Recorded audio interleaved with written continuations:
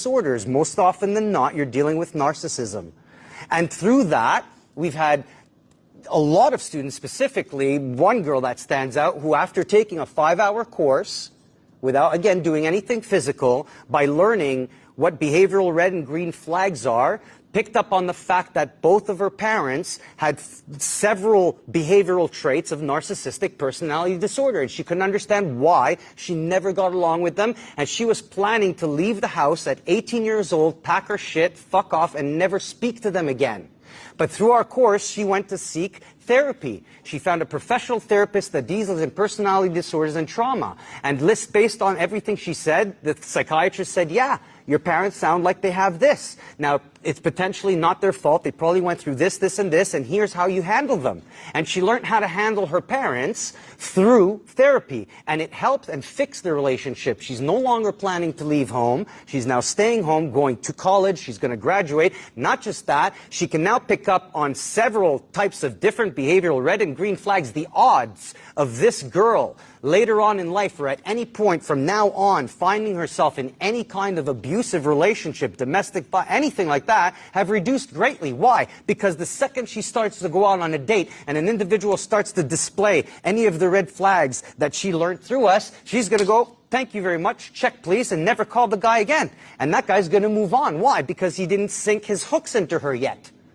So he's going to go and try to find an easier target.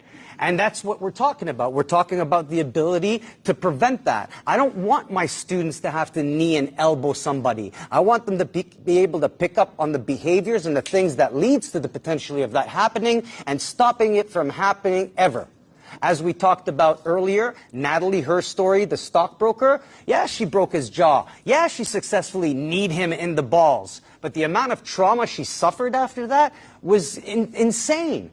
It's still not a win. It's a win, but not a great win. You know what? It's just a lesser loss at the end of the day.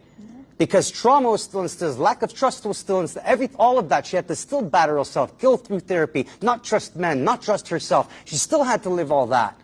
But if I knew then what I know now, and I didn't spend fucking half my life teaching her how to knee and shred and fucking bob dummy and pads, and I spoke to her about behavioral red flags and green flags and what narcissistic personality disorder looks like and what sociopathy looks like and the odds and the blah, blah, blah, blah, she would have never gotten into that situation. And she would have never gone through the trauma, and that would have been one less victim into the world. That's what I'm talking about. Outbirthing violence. Outbirthing violence. The mother of self-defense is outbirthing it. When people go, what do you do when somebody does this? I ask, how the fuck did we get there? How did we get to the point where somebody is doing that? Where were you? Who is it that's doing it to you? What's the reason they're doing it? Well, let's say it's this, this, and this. Well, how did you get this, this, and that? But you know what? People will try to, well, let's just say this happened. Why? You really, that's because that's all you're focused on. Is the physical, you know how many self-defense courses I see pay lip service to de-escalation? It's like, de-escalation. All right, two guys are here and we're going to assume de-escalation failed and then this, why are we assuming de-escalation failed? What? And then this? Yeah.